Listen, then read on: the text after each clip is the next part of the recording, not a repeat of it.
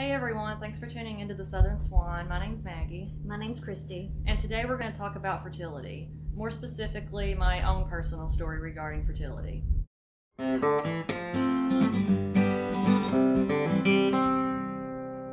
Welcome back everyone. Like I said earlier, today we're going to talk about my own personal fertility journey. It's not really a subject you really hear in casual conversation, but I thought I would try and go ahead and get my story out in the open today. Maggie, I just want you to know how brave I think you are and how very proud I am of you to come out and share your story like this on such a sensitive topic. What made you decide to talk about this now, like right now, instead of waiting like 6 months from now or a year from now? I guess there's really two reasons why I wanted to go ahead and talk about it. The first reason is for any viewers out there that might be watching. They might get some useful information from this. And it also might provide somebody with comfort in some way, knowing that there's other people going through this as well. The second reason is really I thought it might be beneficial to me to try to talk about it. It's not good to bottle things up, and even though it can be a difficult subject to talk about sometimes, I thought it might help me in some way to be able to attempt to discuss it out in the open.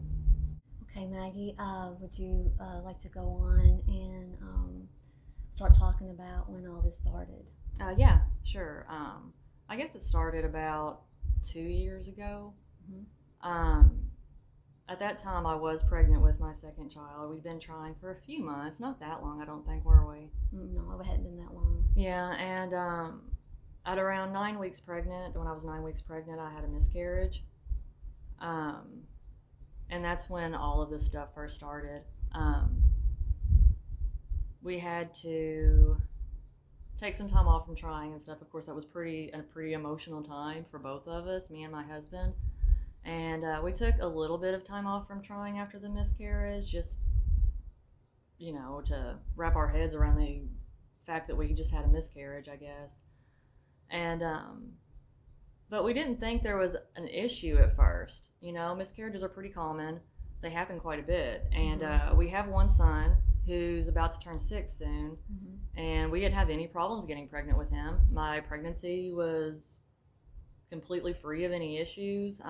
There weren't any problems at all. So we just kind of assumed that after the miscarriage we'd be able to get pregnant again pretty quickly.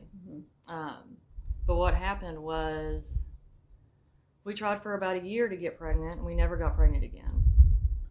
At that point, I called my husband's insurance company because I had read that they do offer some type of fertility and benefits through the insurance.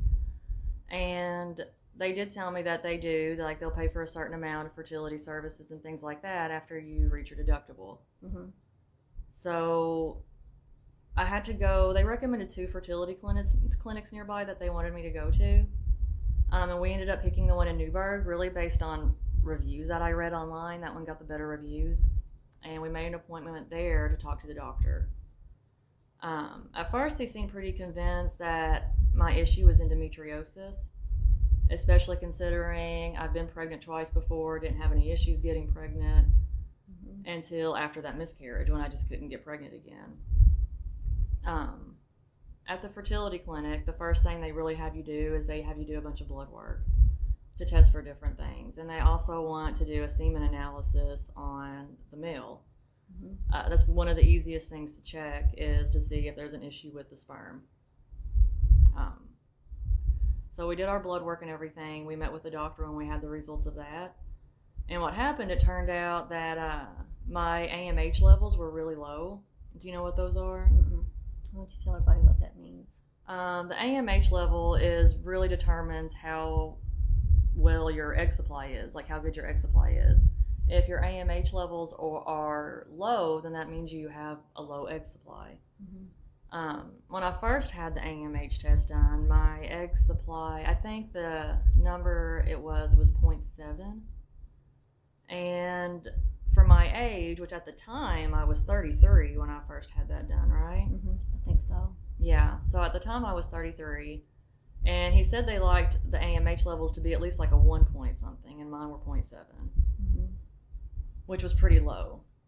My husband's sperm was okay and everything, so we just assumed that the issue was that I had low ovarian reserve.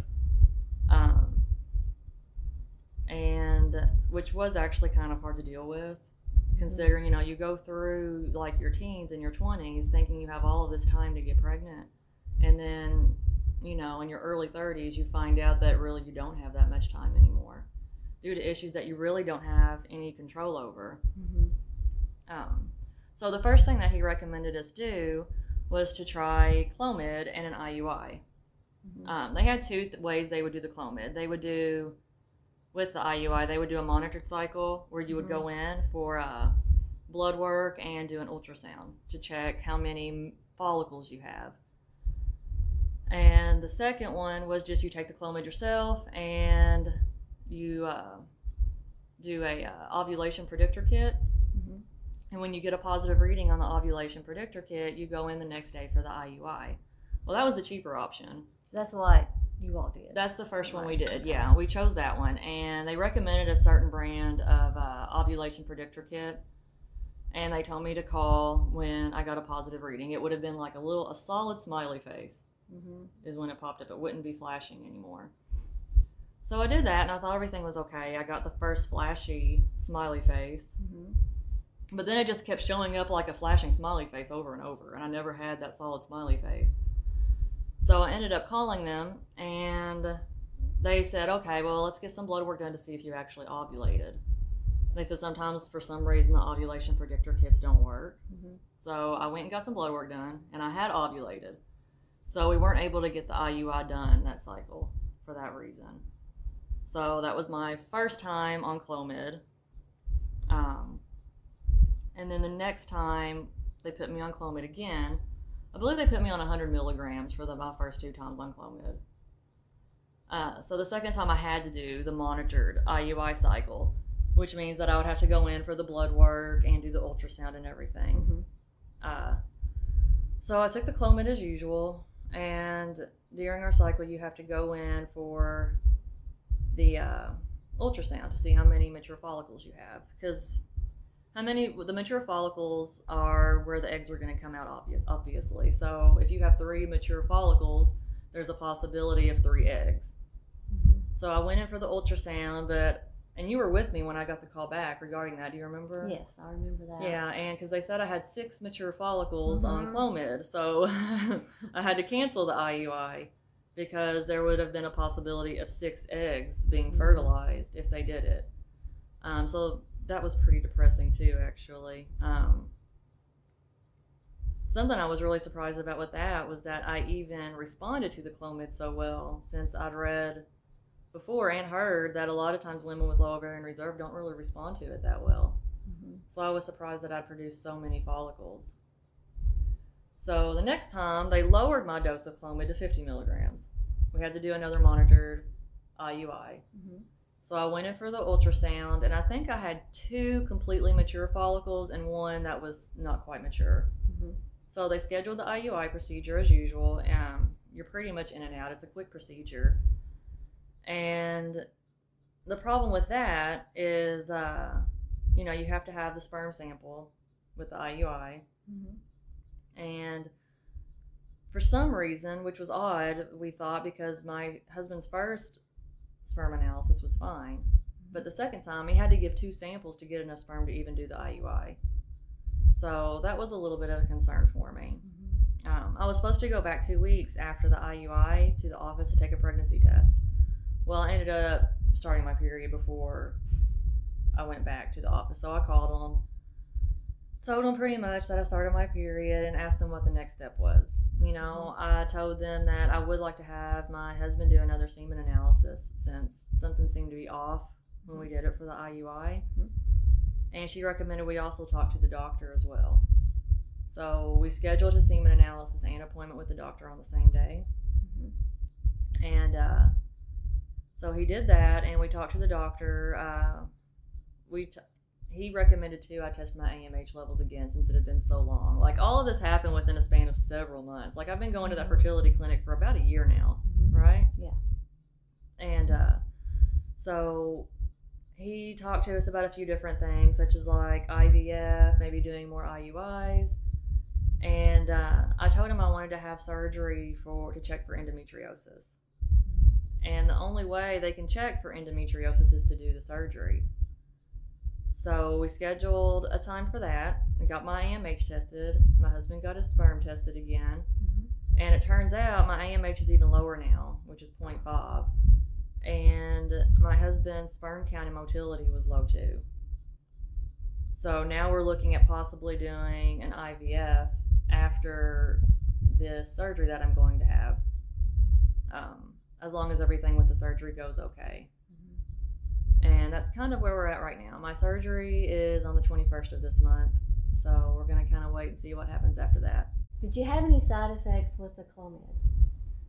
Yeah, I've heard some horror stories that people have talked about regarding Clomid, like these awful side effects, and like mainly like with your mood and stuff like that. Like some people will say like they just got really mean and angry when they were taking Clomid.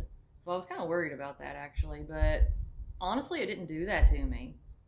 The worst I had were really bad stomach cramps. And remember that one day I had really bad stomach cramps and I couldn't really get out of bed? Yeah, you were feeling really bad. And I thought maybe a cyst had ruptured or something like that. Maybe that's what it was. I don't know, but it was awful. So that was mainly my main issue with Clomid, was stomach pains. Okay. Would you like to talk about how the surgery is going to go with the endometriosis? Yeah, it's a laparoscopy surgery, and I had one when I was in high school. You remember that, right? Yes, I do. Yeah. It's outpatient as long as everything goes smoothly with the surgery and there's nothing wrong. You know, I'll be home in the same day. So what they do is they pretty much like go in through your belly button, and they'll look for endometriosis. And he said he could see if there's any other issues going on in there too that you can't see in an ultrasound. So if they find any endometriosis, they'll remove it. And if I do have endometriosis and they're able to remove it, then that would help with hopefully possibly the IVF being successful and hopefully decrease my risk for another miscarriage. Also, after the surgery, we're going to do another update video to talk about how the surgery went and how talking with the doctor went after the surgery and what my and my husband's next steps are going to be regarding this whole fertility journey that we're on. In the meantime, I hope that this video was helpful to anybody in some way. And if you have any questions, you can always feel free to leave a comment down below. Also, be sure to check out our next video. We're going to talk about a plant called the Rose of Jericho. Thanks for watching, and bye. Be sure to like and subscribe to our channel, and also check out our Instagram page and our Twitter page as well. We're going to leave links to those down below. Thank you so much for tuning into the Southern Swan. I hope you all have a great day. Thanks. Bye.